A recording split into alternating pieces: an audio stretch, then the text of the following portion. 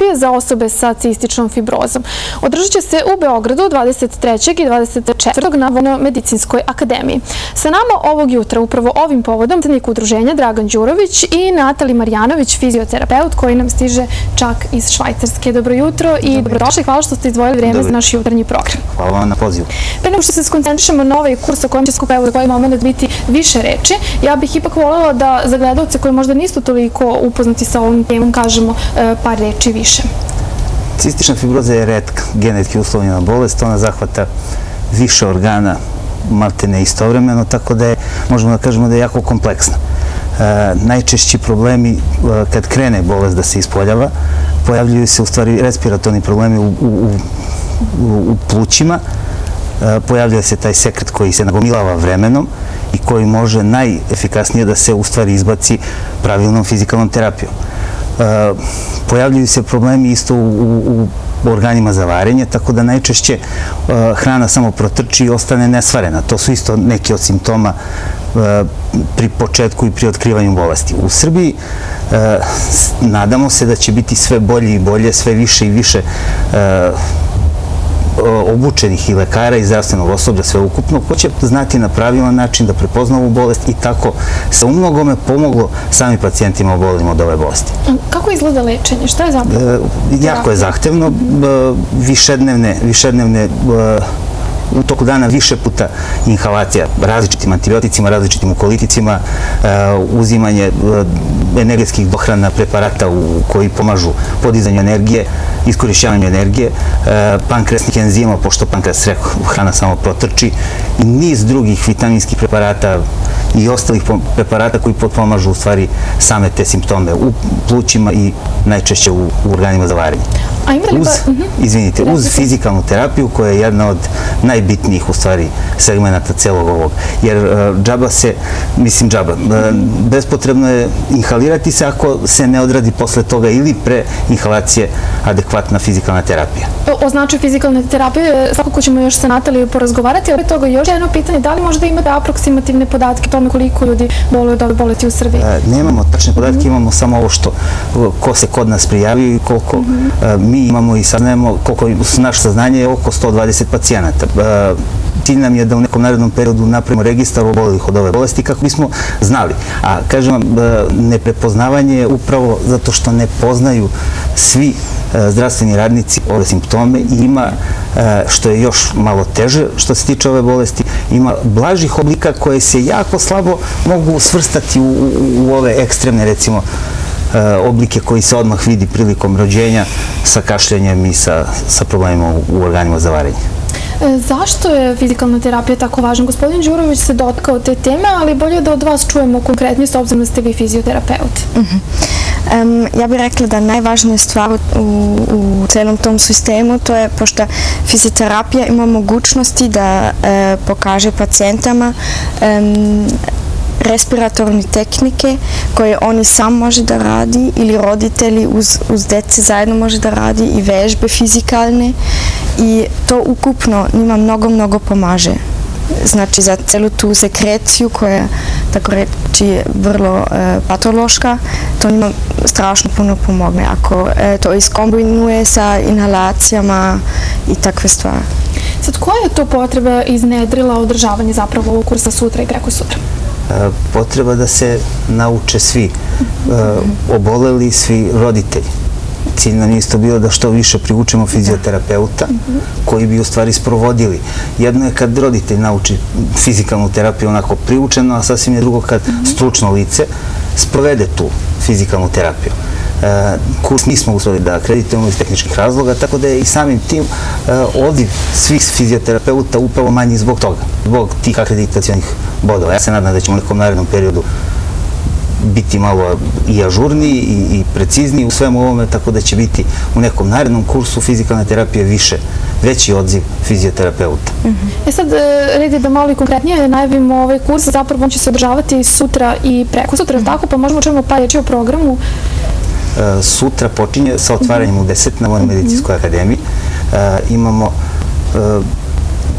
planirano je da dođu predstavnici i Republičkog zavoda za zdravstveno osiguranje i Ministarstva zdravlja, pored svih ovih fizioterapeuta koji su se javili, i uglavnom će doći iz Beograda. Javilo se 4-5 fizioterapeuta iz Republike Srpske, iz Banja Luke, iz 2 različita, iz kliničkog centra i Instituta za rehabilitaciju. Imamo najavljene dolaske roditelja iz Republike Srpske. Kod njih ima nekih 12 ili 14 pacijenata, od toga pola će doći roditelji. Mislim, od tih obolelih članova. Iz Republike Srbije će ukupno biti preko 50 roditelja, uz nekih 20-ak obolelih od ove bolesti. Program se sastoji iz teoretskog i praktičnog dela, je li tako? Da, prvog dana će biti taj teoretski deo, s tim što će biti jedan čas vezan za inhalacione terapije i jedan deo će biti praktičan, jer da se pokaže na licu mesta sa pravim stručnjacima kako se u stvari provodi jedna inhalaciona terapija, kakav je tok, šta ide prvo, šta se posle toga radi i normalno uključivanje tih vežbi disanja, autogene drenaže, raznih pomagala koje se koriste u fizikalnoj terapiji, PEP, sistem, flater. Upravo kad smo kod toga, šta je bitno da oni koji budu naredna 2 dana sa vama nauče i sa kojim znanjima bi trebalo da odu sa tog kursa?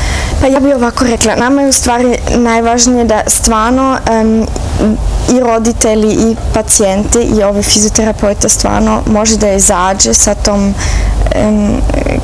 kako se kaže, saznanjem i da veruje stvarno malo u celu toj stvar šta oni radi i da ima stvarno povjerenje u tome, pošto efekt je strašan dobar.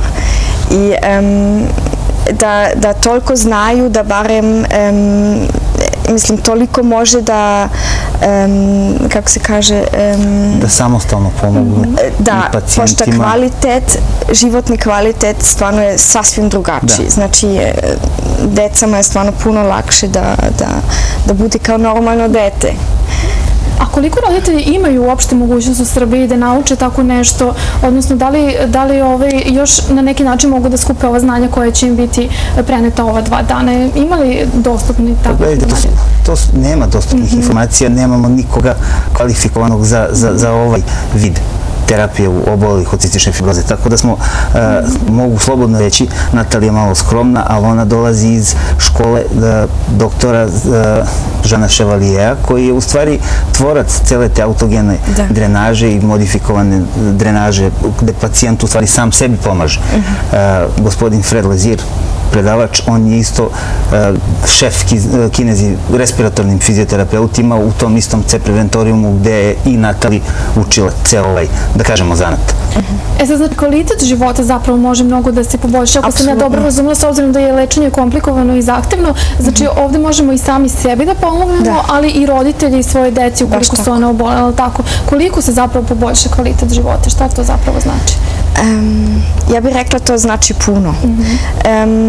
S jedne strane zavisi malo koliko godine imate pacijente, da li su bebice, da li su dece, da li su odrasle, ali na kraju šta mi stvarno hoćemo to je da oni može da ide normalno u školu, da završi školu, da radi jednu profesiju kao svako od nas.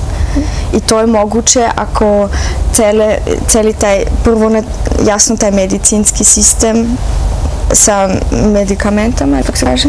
Sa antibioticima, lekovima. Sa antibioticima i to. Mislim, bez toga fizioterapija sama isto to ne bi moglo da kako se kaže, da pomogne u kvalitet života. Ali iste kombinacije je to vrlo dobro, mislim. Sad, a koliko nedostaje edukacije kada su i sami fizioterapeuti u pitanju? Mi smo se sad nekako skoncentrisali na roditelje i na one koji su oboleli, a da li nedostaje u tom isto edukacije i kad su fizioterapeuti u pitanju? Dobro ste rekli, jako nedostaje, ali kažem, evo, ovo je sad neki prvi korak, pa ćemo nekom narednom periodu... Ima li nazad da će to krenuti u tom pravcu?